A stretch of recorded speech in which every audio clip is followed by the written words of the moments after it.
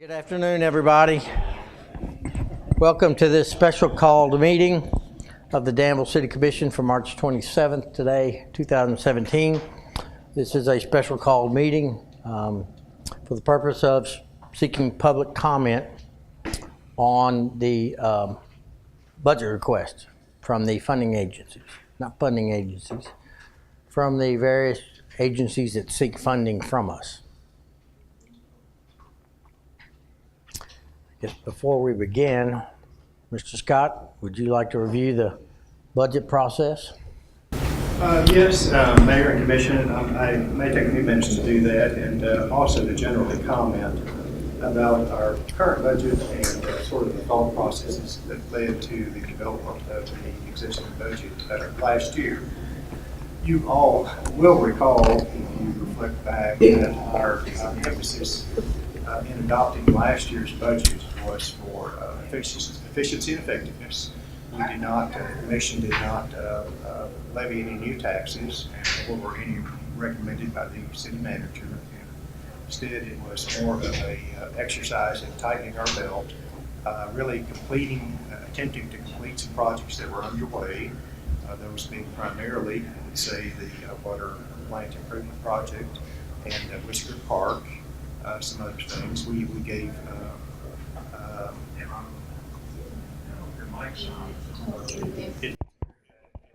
Looks like it's on.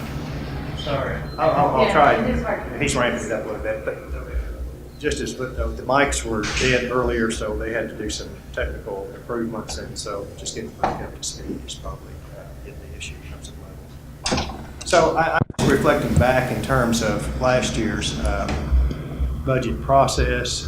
We talked about the completion of major construction projects, again, those being Whisker Park, the Spear Street Lagoon, our water treatment plant, kind of gearing up for the year ahead that we'll be looking for in this next budget in terms of the continued water line improvements to the industrial park area and on out to Perryville with water line improvements and a standing water tank out there to improve pressure and at the end of our county. We still have, looking forward, that grant announcement is anticipated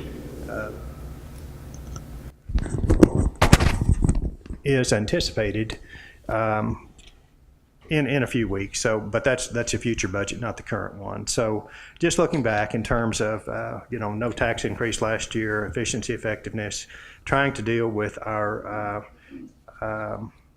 annual cost of over $1 million for electric usage in terms of the reason why we began the energy efficiency improvements project that has culminated in a recommendation tonight during the regular commission meeting to move ahead with that as a way to have a public-private partnership that will basically save the cost of making those capital improvements over time and generate additional revenue and be an effective way to improve our community by becoming greener, more energy efficient, and more sustainable as a community. Should help with all our quality of life and maintenance of all those goals that we have here in Danville to not really excessively use energy. We talked about last year's budget, the planning for the long anticipated replacement, renovation of our fire station in last year's budget, and we've got an effort underway currently that we've started in I say last year's budget, in the current budget. So that's underway, and we'll have some process of implementation that probably in the year ahead. And essentially, other than adding one law enforcement officer last year and giving some merit increases as well as cost of living increasing, funding 23 community agencies and our joint agencies, and implementing improvements on our sidewalks. You recall we had a goal of making about a 90,000 annual improvement to those sidewalks, and we've done a lot of that.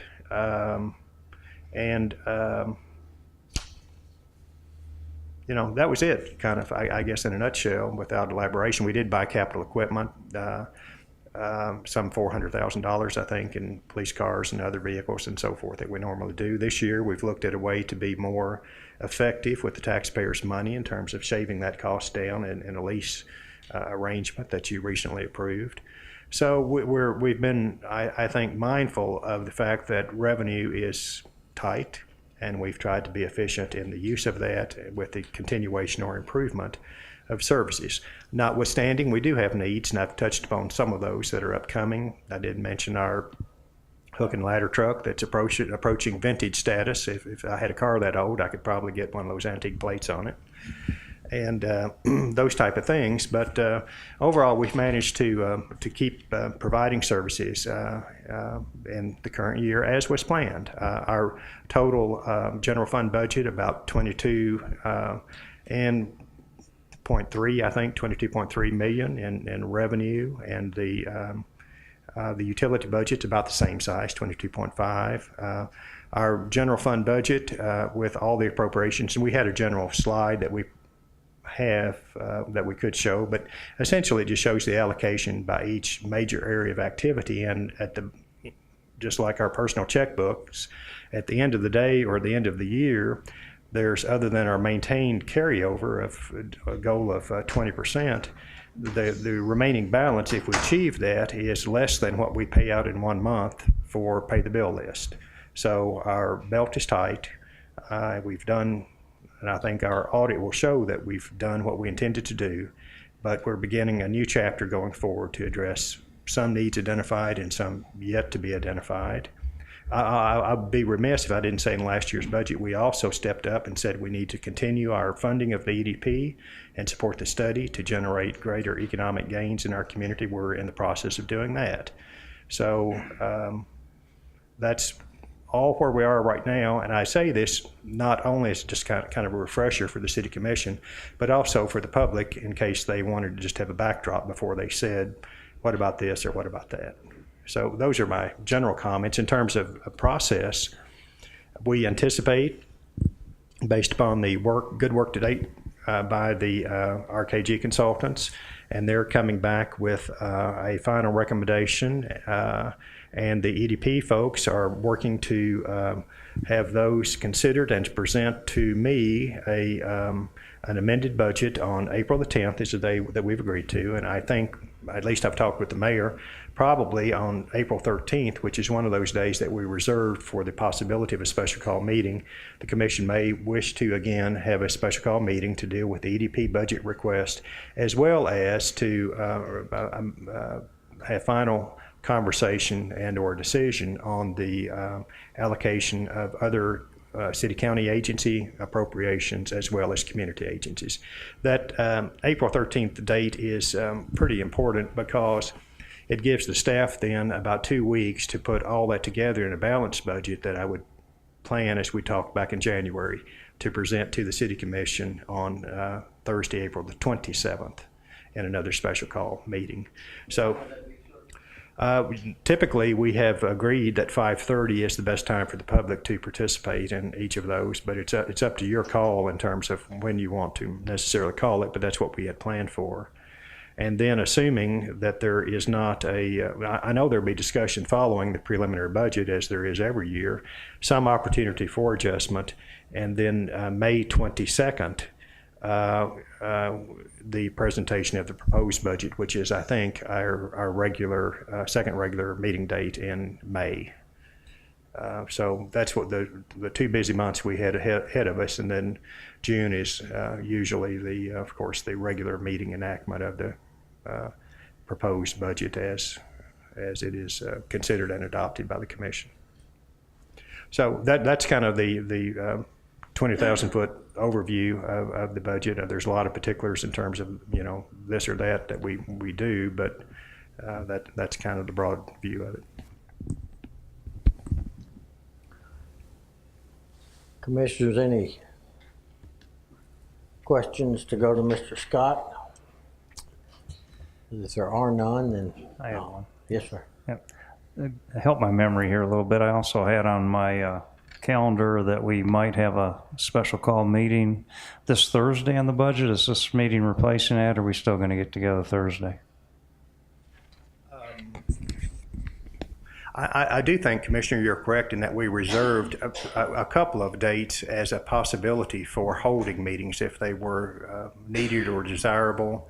I don't think there is a scheduled meeting this Thursday, but we did it in January as we tried to adopt our spring calendar, reserved a couple of dates like that for contingencies.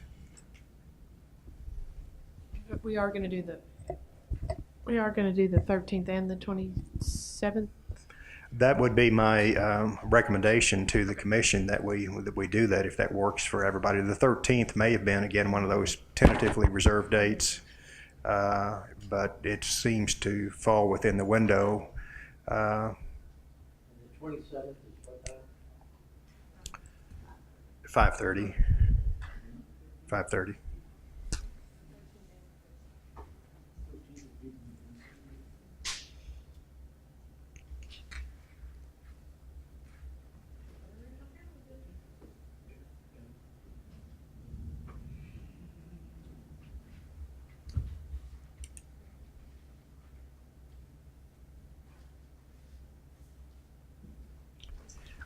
One final note, if I may.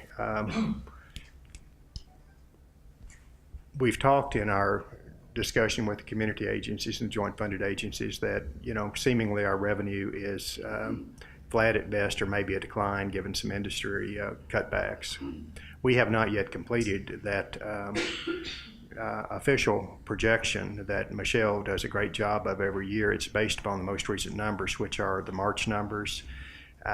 As an indication of the accuracy of that, for example, and Michelle, correct me if I'm wrong, but for the year ended December 31, 2016, I think we were within just a few $1,000s of being spot on in terms of the revenue as it actually turned out to be collected as compared to what was projected 9 months earlier. So she does a very accurate job every year in projecting that based upon waiting until the most recent and latest information is received. So we'll know more when those are done, but I don't know that we have any interim news that would lead us to a different conclusion other than what we already know, and that is revenue is pretty tight going ahead.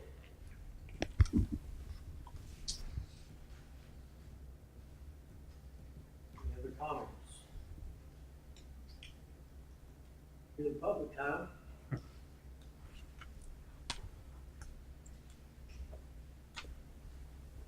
Come forward. Hi, my name is Elaine Wilson Reddy. I am Commissioner Caudle's wife, for full disclosure, and the opinion I'm getting ready to express is not necessarily his, and he may not even know that I'm getting ready to do this, so just want to lay that out there. Right. Actually, this is kind of in line with what Mr. Scott was just saying about the community funding and the grants you all give. I've been part of that process when I ran the Brass Band Festival and Big Brothers Big Sisters, and I currently run a nonprofit that is not going to ask the city for money.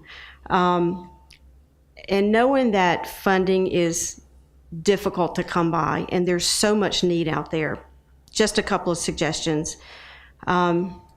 Maybe just have a percentage allowed that organizations could request based on their budget. That way the city doesn't become a major funder of nonprofits. And I don't know how much money you all give to each of them compared to what their budgets are, but need always goes up, and money rarely does. So I don't know if maybe you all could do like mini grants so that you could spread the love, but maybe not as much to each organization, or cap it at a certain percentage of what their annual budgets are so that it's, I guess, maybe a little bit more equitable, because we've got some really great organizations out there, and I'm thinking Grace Cafe specifically, that does an amazing service to our community. And I don't know what they asked for this year. I don't know if they're going to get any funding, but I just think that to make that a little bit more equitable, maybe just something to consider. And then also, for some of these organizations, they've been requesting money from you all for years. And to have the annual dog and pony show where they have to come up and say that basically the same thing and justify why they're getting it, if their budget hasn't changed or if they're not asking for X amount more than what they've gotten, maybe that might be a way to save a lot of people, including you all, a big chunk of time and effort to sit through a day of basically listening to maybe probably what you all already know, unless they're changing why they're requesting or something. So I know that this is maybe behind after the decisions you all have made, but maybe something to think about for next year. Thank you.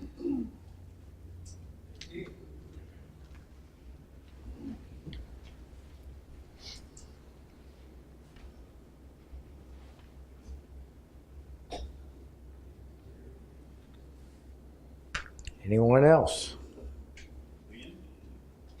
I think the 7 to 9. No, you was going. Weatherman was going. Right? It's hailing in South Danville.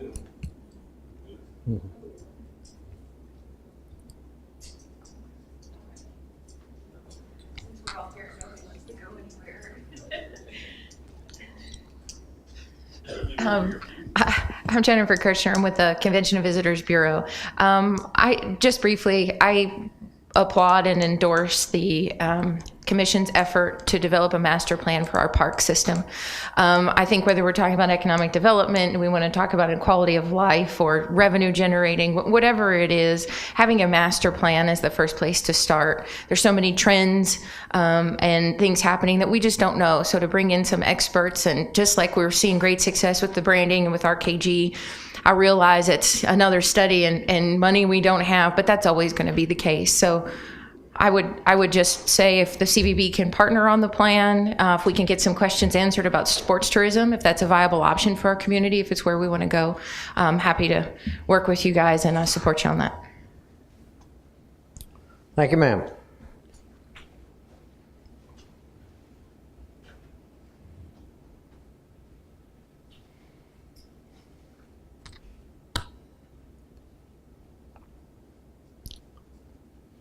Anyone else?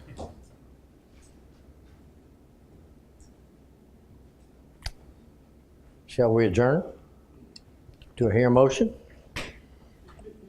Before we adjourn, a budget item. The agencies that we discussed last Thursday for the FYI to the public, we made no decision about what to do, to leave anybody the same, to increase, or to decrease anybody. No decision was really made last Thursday. Right. I know, but they didn't read it. That made you feel good. Right? Yeah. No, you started covering it, people didn't read it. Yeah. I'd like to comment on what Jennifer said, even though we don't usually do that here in the public. But I think personally, anytime you can have planned spending versus unplanned spending, it's generally a good idea, and it's money better spent. So my 2 cents worth, which is about what it's worth. You want to comment on what the other lady said at the podium? No, he No, does not. I agree with everything she said. Ron, you were going to say something? Well, just to echo Mr. Atkins' comment about no decisions have been reached on the funding request. As the newspaper accurately reported, I did have a conversation with our reporter and indicated my thought was to share that with the commission shortly before the April 13th meeting, and then to have greater discussion of that issue at that time. With and hopefully a final conclusion at that time, if it will, because I need to prepare that preliminary budget, which that has some impact on it. It's not so it would be desirable to have that decision made. I know this comment will be out of place, but forgive me, but I want to follow up on your comment about reporting. I'd like to thank Ben for being accurate in his reporting. He's done a nice job. I appreciate that. If you may indulge me just for a moment, as we have a minute while it's raining and nobody can go anywhere.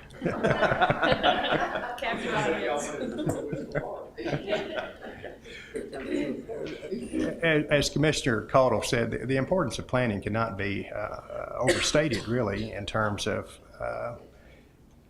anticipating a project, the needs, the services to be delivered.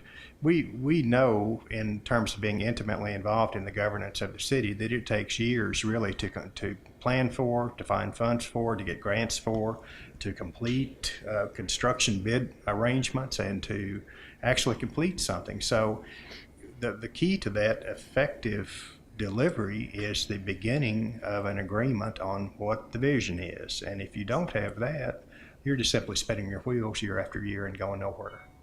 And that's not to say that we don't have some good services out in parks, but it's far short, as an example, and not to pick on parks, but it's short of where we need to be and where we can all be if we have a planning effort that engages the various elements in our community.